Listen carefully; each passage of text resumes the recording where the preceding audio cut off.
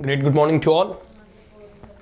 आज हम लोग इंडियन कॉन्स्टिट्यूशन के फीचर में इंडिपेंडेंट बॉडी, देखिए एक प्रकार से कह सकते हैं सर्वप्रथम भारत को डेमोक्रेसी या डेमोक्रेटिक वैल्यूज़ तो जितने भी इंडियन फ्रीडम फाइटर थे उसे वो एडॉप्ट कर लिए, लेकिन लोकतंत्र को सुव्यवस्थित रखने के लिए और ऐसे प्रावधानों को इंक्लूड किया गया ताकि भविष्य में कोई लोकतंत्र के ऊपर खतरा ना पड़े, या फिर कॉन्स्टिट्यूशन में कुछ ऐसे प्रावधान को इंक्लूड किए गए, कुछ प्रोविजंस को इंक्लूड किए गए, या फिर कुछ ऐसे स्वायत्त इंडिपेंडेंट, ठीक है, ऑटोनॉमस बॉडी की स्थापना की गई उसी समय, ताकि वह बॉडी एज ए गार्जियन के रूप में या फिर एक प्रकार से निगरानी के रूप में जो होता है ना, वो उसकी देख रेख करते रहे। जैसे हर एक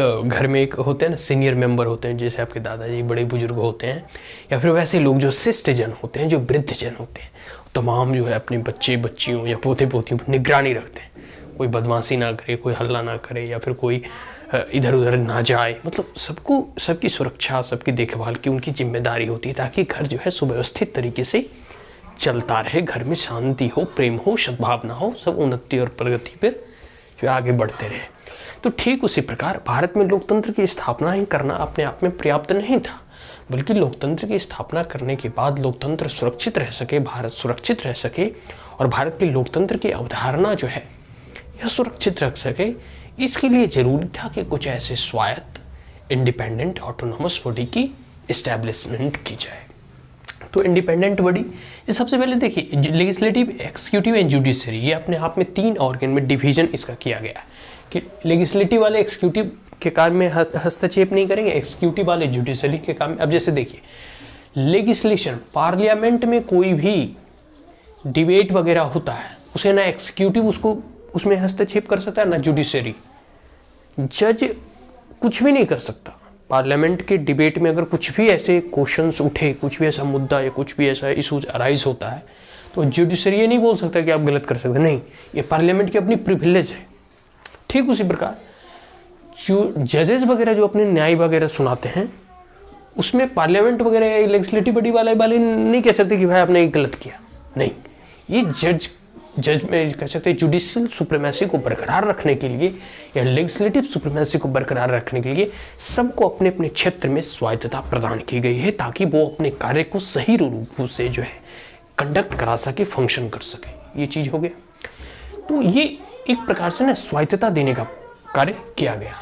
आगे है इलेक्शन कमीशन। ये तो खैर मैंने जो लक्ष्मीकांत में बताया था उसके अनुरूप जो है इसमें समझाने का प्रयास किया, लेकिन जो एक प्रकार से बॉडी है, ये तो तीन ऑर्गन है एक प्रकार से अंग, तो जैसे हमारा आँख, नाक, कान, हाथ, पाँव, ये हमारे पार्ट्स ऑफ बॉडी है, एक प्रकार से अंग कर सकते हैं।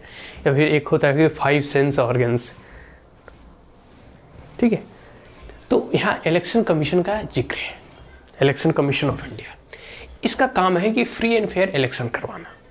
अब वो क्यों जरूरी है भाई, फ्री एंड फेयर इलेक्शन क्यों जरूरी है? जैसे एक एग्जाम्पल ले लेते हैं म्यांमार का, ठीक है, म्यांमार का, या फिर कोई ऐसे देश का जहाँ इंडिपेंडेंट इलेक्शन कमीशन नहीं हो। वहाँ की स्थिति क्या होती है? डामाडोल हो जाती है। वहाँ लोकतंत्र सही रूप से चल नहीं पाता है, सरकारें नहीं सही रूप से चल पाती है, या फिर जो सरकार में बने हैं वही सदा में सरकार में बैठे रहना चाहते हैं। तो कह सकते हैं कि फ्री एंड फेयर इलेक्शन नहीं होता है और उसमें मल प्रैक्टिसेस अपनाए जाते हैं। तो जो एक बार कुर्सी जिसको मिल गया है, वो डेमोक्रेसी तो नाम है कि हाँ हमारा देश में डेमोक्रेटिक वैल्यूज और डेमोक्रेसी है, बट वो हमेशा कुर्सी पर बने रहते हैं। इंडिया में क्या है कि इलेक्शन कमीशन है और ये इसके जितने अधिकार हैं इसमें स्वतंत्र है। इसके जो चेयरमैन होते हैं उन्हें कोई आसानी से हटा नहीं सकता। इसके लिए पार्लियामेंट में बहुत प्रोसीजर, मतलब इम्पीच करना होगा। इनके पावर्स वगैरह जल्दी से मतलब कर्टेल नहीं किए जा सकते, ठीक है।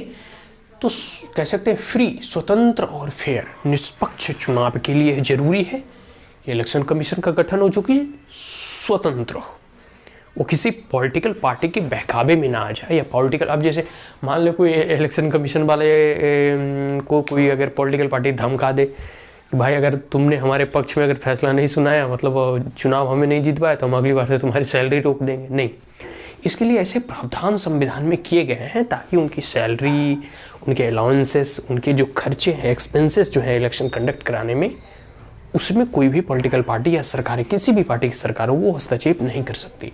तो election commission ensure free and fair election, ठीक है। इसके लिए इलेक्शन कमीशन का गठन किया गया है, जो कि एक इंडिपेंडेंट बॉडी। आगे कंट्रोलर एंड ऑडिटर जनरल, जो कि इंडिया के अकाउंट का ऑडिट करते हैं, सेंटर का भी, स्टेट गवर्नमेंट का भी, and it is known as guardian of the public purse. जितने भी डिपार्टमेंट वगैरह जो खर्चा करती है, एक प्रकार से मान लो सरकार जो भी खर्चा करती है ना, सरकार, केंद्र सरकार या राज्य सरकार जो भी खर्च करती है कहीं भी, उस खर्चे का लेखा जोखा का ऑडिट करना, मतलब उसकी निगरानी करना, उसकी निरीक्षण करना, देखना कि सरकार कहाँ खर्च कर रही है, सही रूप में खर्च कर रही है या अपने जेब में भर रही है। ये जो है कंट्रोलर एंड ऑडिटर जनरल का कार्य है। और ये फिर अपना रिकमेंडेशन भेजते हैं अगर कुछ सुझाव की भी जरूरत होती है, ठीक है, एडवाइस भी देते हैं और बताते हैं, निष्पक्ष रूप से, स्वतंत्र है, स्वायत्त है। इसे कोई पॉलिटिकल पार्टी ना इन जो कंप्यूटर एंड ऑडिटर जनरल जल्दी ना हटा सकती है और ना इनमें दखल दे सकती है। ये इस्टेब्लिश ही इसलिए किया गया था इंडिपेंडेंट रूप से, ताकि यह अकाउंट्स का ऑडिट कर सके जो कि केंद्र और राज्य सरकारें खर्च कर रही है। ये चीज़ हो गया। यूपीएससी है, यूनियन पब्लिक सर्विस कमीशन है। यह भी जो है फ्री एंड फेयर जो है एग्जाम कंडक्ट कराती है। यूपीएससी जैसे सिविल सर्विसेज, एनडीए वगैरह हो गया। अब कोई बोल दे, कोई बड़ा मंत्री है, वो बोल दे भाई मेरा बेटा का सिलेक्शन करवा दो, मेरा बेटा का मतलब इस सर्विस में घुसा दो, ऐसे नहीं होगा, मतलब हम तुमको इतना देते नहीं, ऐसे नहीं होगा।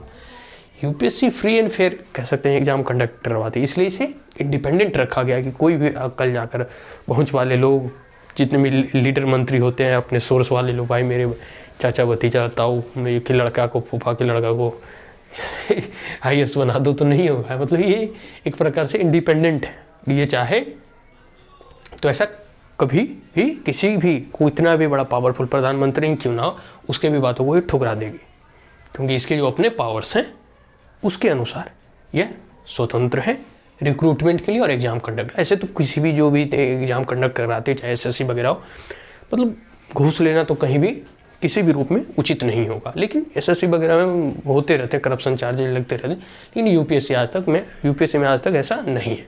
तो इसकी इंडिपेंडेंस कह सकते हैं ना कि इसकी स्वायत्तता के कारण बहुत ज़रूरी है कि क्योंकि ऐसा अगर होने लगे, अगर यह स्वायत्त ना रहे, तो कोई भी पॉलिटिकल पार्टी आके दबाव बना देगी कि भाई आप मेरे चाचा ताऊ या मेरी जान पहचान के लड़के को इसमें शामिल करो, इस नौकरी में बहाली लो।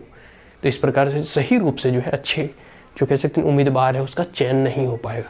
इसलिए ज़रूरी है इसकी स्वायत्तता बरकरार रखे, ताकि जो है जितने भी एग्जामिनेशन कंडक्ट कराए जाते हैं या रिक्रूटमेंट वगैरह होती है वो फ्री एंड फेयर हो सके, on the basis of equal opportunity हो सके, और एक प्रकार से कह सकते हैं निष्पक्षता के साथ सबका सिलेक्शन हो, कम बेस्ड ऑन द मेरिट, ठीक है। तो स्टेट पब्लिक सर्विस कमीशन, ठीक उसी प्रकार जो यूपीएससी है वो स्टेट पब्लिक सर्विस कमीशन है, वो राज्य स्तर पर जितने भी एग्जामिनेशन है उसको लेती है। आगे देखिए, एक सबसे इंपॉर्टेंट चीज़ है कॉन्स्टिट्यूशन जो है, जितने भी इंडिपेंडेंट बॉडीज़ हैं उसके इंडिपेंडेंस को बरकरार रखने के लिए, उसकी स्वतंत्रता को बरकरार रखने के लिए, उसकी स्वायत्तता को बरकरार रखने के लिए संविधान में कुछ ऐसे प्रावधान ऑलरेडी कर चुके हैं ताकि इसका कोई हनन ना कर सके। जैसे सिक्योरिटी ऑफ टेन्योर, जैसे मान लीजिए किसी का भी चेयरमैन 5 साल के लिए उनका जो है चयन किया जाता है कि भाई आप या तो 65 ईयर तक या फिर आप 5 साल तक 5 साल के टर्म तक आप जो है यूपीएससी के या फिर किसी भी आयोग का जो है आप चेयरमैन रहें। तो 5 साल हो, 3 साल हो, 4 साल हो, जो भी कॉन्स्टिट्यूशन या जो भी रूल्स एंड रेगुलेशन में प्रावधान किए गए हैं उस अनुसार उस बीच में सिक्योरिटी है। ऐसा नहीं कि भाई अब दूसरी सरकार बदल गई उसे हटा दो, नहीं। या फिर कोई पॉलिटिकल पार्टी प्रेस नहीं दे सकती इलेक्शन कमिश्नर को या फिर चेयरमैन को कि आप मेरे पार्टी को नहीं जीत पाएंगे तो आपको हमें ऐसे ट्रांसफ़र कर देंगे, नहीं, ऐसा नहीं हो सकता।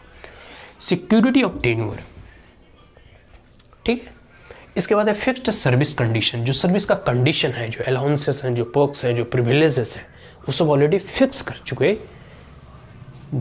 दिए जा चुके हैं। आगे है एक्सपेंसेस, जो भी खर्चे होते हैं, जैसे इलेक्शन कंडक्ट कराने में जो खर्च हुआ, रिक्रूटमेंट में जो खर्च हुआ, ये कहाँ से वहन किया जाता है? Consolidated fund of India.